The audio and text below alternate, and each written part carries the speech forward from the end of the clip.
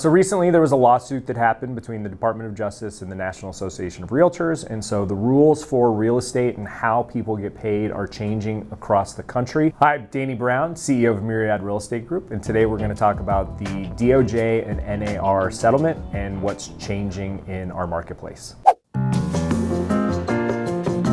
Previous to where we're at today, the way the agents got paid is the listing agent would take a listing, and that would range typically somewhere between 5 and 6%, but there was no requirement on that amount. The listing agent would then offer compensation to the agent that represents the buyer. And in Greater Phoenix, that usually ranged somewhere between 2 and 3% of the overall compensation. So what is changing now is the listing agent will get paid by the seller, and the buyer's agent will now get paid by the buyer.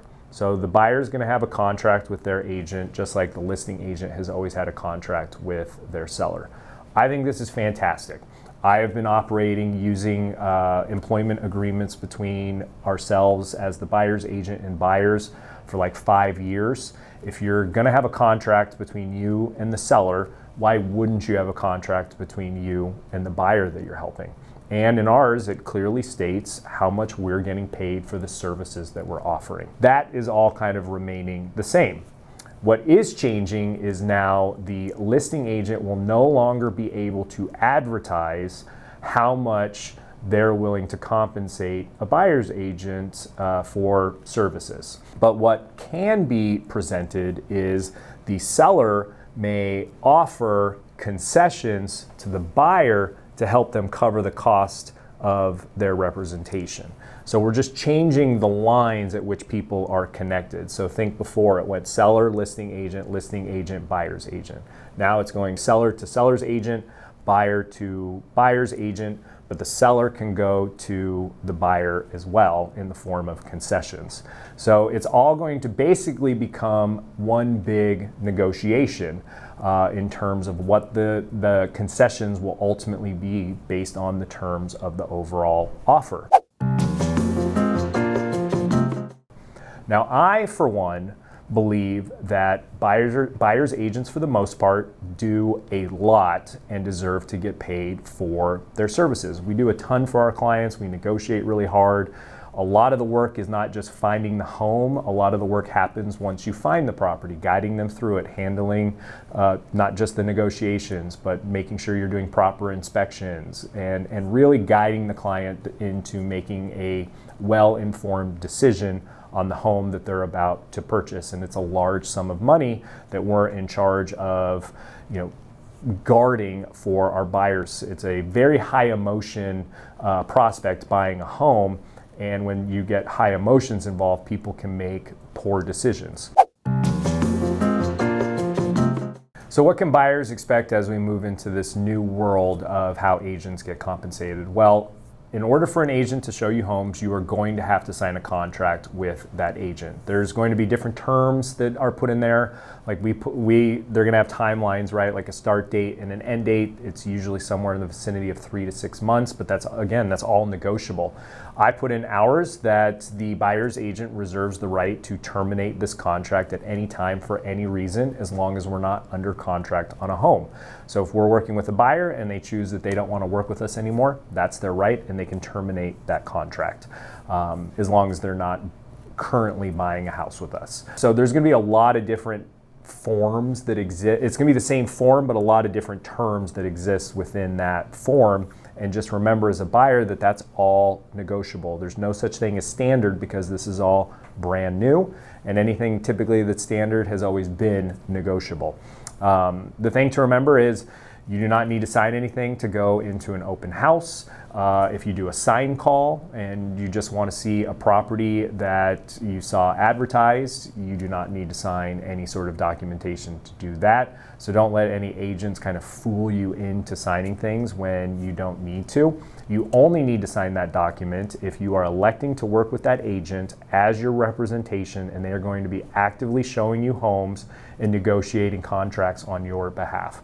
That's when you will sign that agreement. And that agreement will clearly state how much that agent is charging you for their services. That is a negotiation. So depending on what services you demand from your agent, then that amount can completely vary. I would imagine that we will see a la carte options out there where agents will charge you for different services. There's always been flat fee agents on the listing side. I imagine we'll start to see flat fee agents on the buy side. So it depends on the level of care that you need. Now, if you find an agent and you want to write an offer on a home that you found, and what they're doing is just writing the offer and then handling everything on the back end, should they be entitled to the full 3%? I don't know. I don't know what kind of services they're offering you, but it's definitely part of the conversation, and you got to feel that you get the value for those services.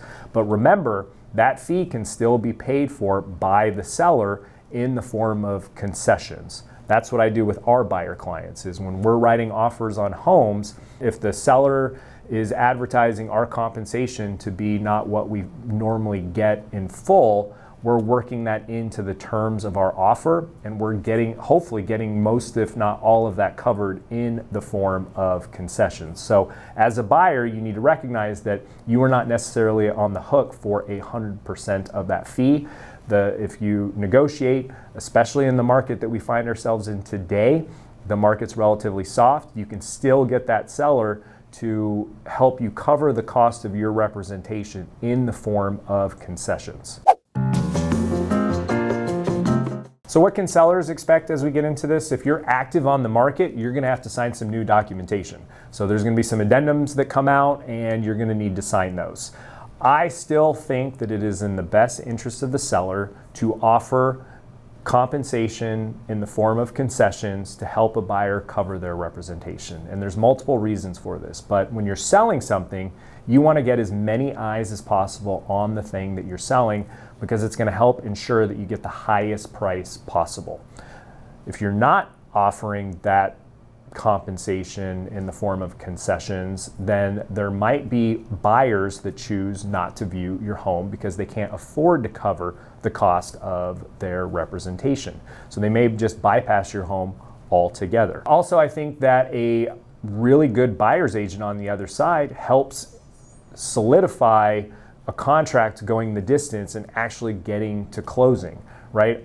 A lot of buyers right now are super nervous, and when somebody doesn't have representation, that cancellation rate increases quite a bit. So when you have a good agent on the other side that properly sets expectations, that is a coach, that is a therapist, that is a guide for that buyer, it increases the likelihood of your sale actually closing.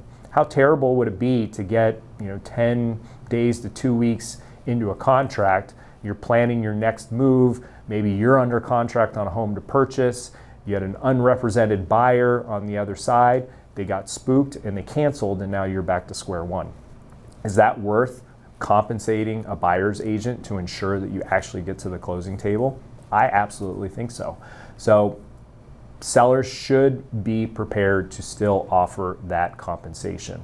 Now, if you're willing to offer a compensation but you want to make it part of the overall negotiations, I think that's great too. You should be advertising that you are willing to pay concessions to a buyer, bring me an offer, and then we'll tailor what we're compensating to the offer as a whole. Something that I like to do is I want to look at the experience level of the agent on the other side.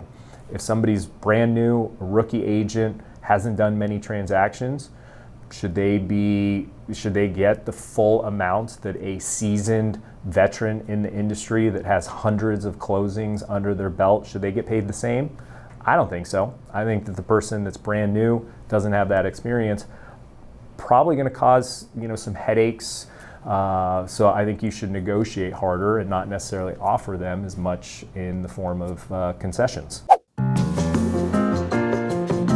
I think that everybody should recognize that this is all new, that this happened extremely fast, and the Department of Justice and the National Association of Realtors implemented this in like 4 months. And so to completely change an industry and how an industry gets compensated with very little time is really hard. And so as a seller, as a buyer, I would say try to give your agent that you're working with, and typically it's a friend or a family member, give them a little bit of grace as they learn this and struggle through scripting and how to explain it to you, because this is new for all of us and it's been implemented so fast, and how realtors have gotten paid has been the same for a very long time. So this is new for all of us. So just bear with the industry. It's going to evolve, it's going to change. What happens in August is going to be very different than what happens 2-3 years from now. So just have a little bit of grace. Your agent that's representing you, whether it's on the sales side or the buyer side, is doing a ton of work. We're self-employed individuals, pay a lot in taxes, and it's hard. So I would just ask that everybody just be cool, like let us figure it out. If you have questions on it, definitely leave it in the comments. I've done a couple of other videos that are way more detailed on how agents get paid and the economics behind it, so check those out. Don't forget to give a like and subscribe, and we will see you next time.